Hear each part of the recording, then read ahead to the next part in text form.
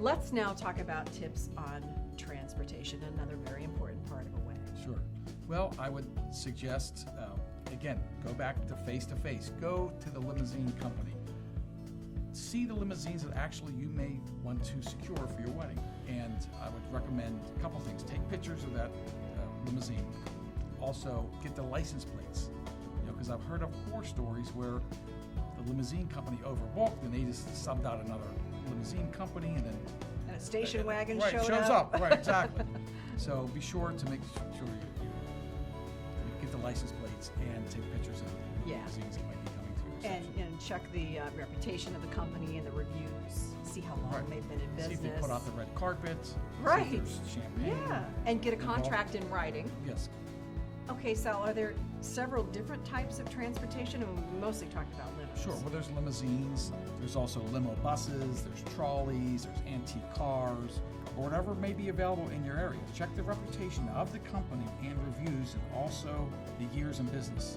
Get a contract in writing, including all pricing, and check whether they are PUC licensed and insured. Ask how the drivers are dressed and see if champagne or complimentary beverages are included as well. Also see if they offer to roll out the red carpet. A standard tip is usually included as part of the contract. However, extra tipping is encouraged based on the driver's service. So those are some good tips on transportation and limos and so forth. All right, so we've talked about transportation, whether it's limousines or something else. I want to ask you about, are there any things that guests really don't like at a wedding that we should be talking about? Well, I can tell you this, they don't want to not to be acknowledged. Like I was saying before, you must make an effort to talk to every guest that attends. Also, guests don't like a wedding that's running late, dragging, or that forces them to wait or just standing around. Yeah, the look of disorganization can be really troubling.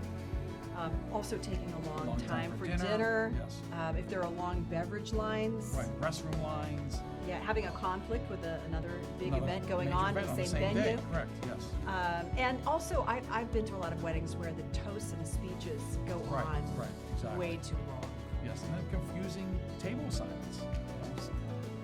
Yeah, where am I sitting? Too many people at one table, Okay, and I know you have a little bit of a pet peeve with the money dance. Why is that? Well, your reception after dinner is going to be about 2.5 to 3 hours. So now if the bride wants to do the money dance, and I know in some cases this is a tradition, however, it's a time killer. And the guests don't like it because, let's face it, you might make, $80 to $200, okay? But now it's going to take 45 minutes to an hour by the time you get it set up. And the money dance, with the bride has the money basket and the groom has the shots and so forth, and you dance with the bride, and it might take 10 minutes just to set that up.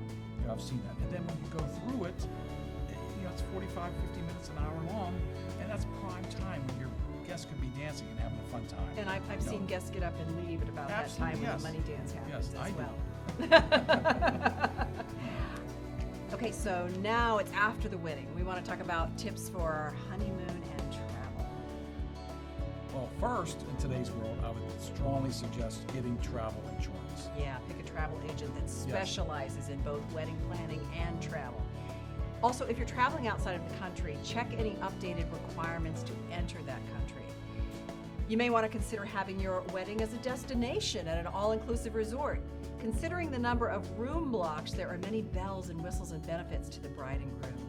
They can give you lots of discounted or free upgrades. For example, they can provide cocktail entertainment with a photographer, videographer, cake, and hors d'oeuvres being thrown in. Okay, so Sal, any suggestions on what the bride and groom should be thinking after the wedding and after the honeymoon? And I also wonder, is it really a good idea to start your honeymoon, get up at 4 a.m. and go right to the airport and start your honeymoon destination? They're going to be exhausted, from the wedding, from the night before the rehearsal dinner. So brides and grooms don't get much sleep, No.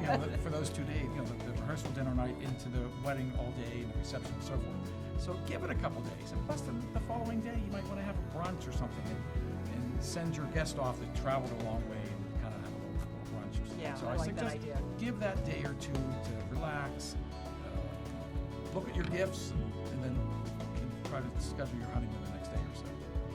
Well, after the wedding, too, hopefully you've enjoyed your honeymoon and now you start to send out your thank you notes. You want want to check your contract with your photographer and videographer on what was agreed upon as far as timing to get your proofs, your albums, and your videos. You may want to have your dress preserved. Now is also the time to consider if you'll change your last name.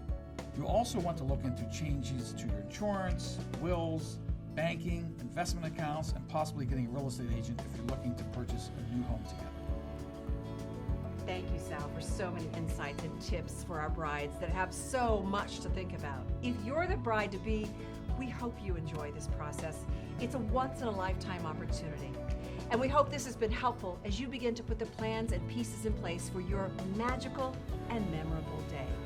Congratulations!